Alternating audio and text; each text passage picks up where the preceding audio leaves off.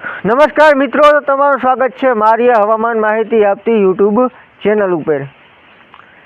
તો હવે આપણે આગળની વાત કરીએ તે પહેલાં હું ખાસ એક વાત કરી નાખ। અટાણે આપણે બધાય લગભગ ખેતરમાં દવા છાંટવાની જરૂરિયાત હોય છે, તો ઘણા ખેડૂત મિત્રોને દવાઓનો અનુભવ હોય છે, તો ઘણા ખેડૂત મિત્રોને દવાઓનો અનુભવ નથી। તો આપણે કેવું પેજ છે જેમાં આપણે રામભાઈ ઓડેદરા કરેલ છે, જે તમે ફેસબુકમાં ગુજરાતીમાં સર્ચ કરશો રામભાઈ ઓડેદરા એટલે તેનું પેજ આવશે। એટલે રામભાઈ ઓડેદરા જે છે તે ખૂબ જ જાણકાર છે દવાઓ બાબતે, અને બહુ જ સરસ અને સારી માહિતી આપે છે। ખાતરો અને જેમ કે તમારી માંડવીમાં પીળાશ પકડી ગઈ છે તો તેમાં શું દવા છાંટવી તેવી બધી રીતે સારી માહિતી આપે છે। તમે આ પેજની જરૂરથી મુલાકાત લેજો અને તમને જરૂરથી તેમાં ફાયદો થશે, કેમ કે ખૂબ જ સારી અને સરળતાથી સમજૂતીથી માહિતી આપે છે રામભાઈ ઓડેદરા જે પેજવાળા છે। તમે ફેસબુકમાં સર્ચ કરશો એટલે આવશે। એટલે તમારે ખાસ દવા બાબત કોઈ જાણકારી જોતી હોય તો આ પેજને જરૂરથી ફોલો કરજો અને ત્યાં તમે જરૂરથી એકવાર જોજો, તમને જરૂરથી ફાયદો થશે।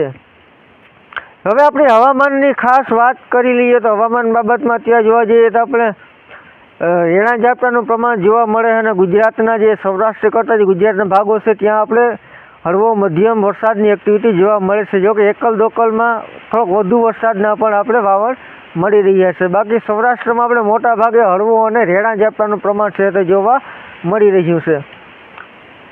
તો સિસ્ટમ છે તે હાલ આપણે રાજસ્થાન ભાગુ લાગુ, ઉત્તર પ્રદેશ લાગુના વિસ્તારો ઉપર આપણે સર્ક્યુલેશન છે તે સક્રિય છે, તેનો આપણે ટ્રફ છે તે ક્યાંક ક્યાંક ગુજરાતના ભાગો સુધી લંબાઈ રહ્યો છે, જેના હિસાબે આપણે અત્યારે વરસાદની એક્ટિવિટી છૂટી છવાઈ વરસાદની એક્ટિવિટી છે તે જોવા મળી રહી છે। અને આ સર્ક્યુલેશન જે છે તે આવનાર દિવસોમાં પણ ટૂંકમાં ટક્યું રહેશે, ત્યાં આપણે રહેશે। એટલે આના હિસાબે આપણે છૂટો છવાય ક્યારેક અમુક ટાઈમ વરસાદની એક્ટિવિટી છે તે જોવા મળે, પણ સામાન્ય રહેશે। ખાસ કોઈ મોટો વરસાદનો રાઉન્ડ કે મોટી વરસાદની ગતિવિધિ જોવા મળે તેવું શક્યતાઓ લાગતી નથી। પણ આપણે ખાસ અત્યારે વરાપની રાહમાં હોય છે, ઘણા ખેડૂત મિત્રો હોય છે, જેમ કે પશ્ચિમ સાઈડના જે વિસ્તારો છે ત્યાંના ખેડૂત મિત્રો કદાચ વરાપની રાહ જોવે છે, અને બીજા મિત્રોને હજુ વરસાદની જરૂર પડશે। એવું નથી કે બધા માટે એક જ પરિસ્થિતિ છે, પણ બધા માટે અલગ અલગ પરિસ્થિતિ મુજબ છે। તો હાલ આપણે આગળ કહ્યું તે મુજબ જ આગળ કોઈ મોટો વરસાદી રાઉન્ડ, ભારે વરસાદનો રાઉન્ડ દેખાતું હોય તેવી શક્યતાઓ લાગતી નથી, પણ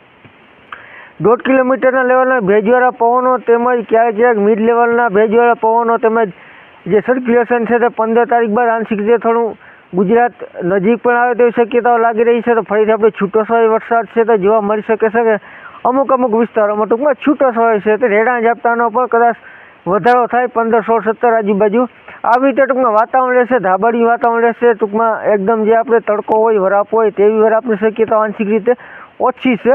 જો કે આમ આપણે રાહતમાં રહેશે, એવું નથી કે રોજ વરસાદ વરસશે, પણ રાહતમાં રહેશે, પણ તડકો સાંજે જે મિક્સ રહેશે ને ક્યારેક આપણે અમુક ટાઈમ અમુક વિસ્તારમાં ઝાપટા પણ ઉપડીએ। એટલે હાલની સ્થિતિ આજથી આપણે 17, 18 સુધી આવી રીતે આપણે છે તે માહોલ છે તે જોવા મળશે।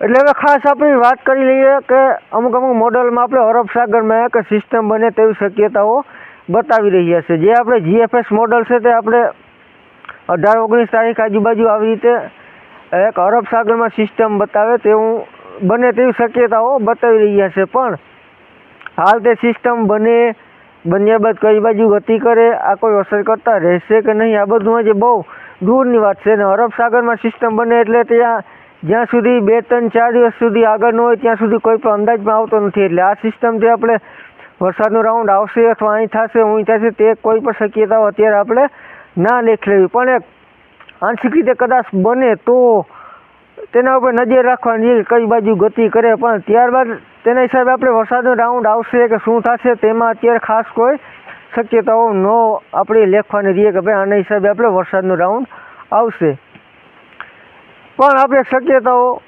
રહેશે કે ત્યાં કદાચ અરબ સાગરમાં સિસ્ટમ છે તે સક્રિય થાય। તો તે બાબત આપણે હજુ ઘણા દિવસની વાર છે, તો ત્યાં ઉપર આપણે નજર ચાલુ રહેશે। તો આ હતી આજની માહિતી, ફરી મળીશું નવી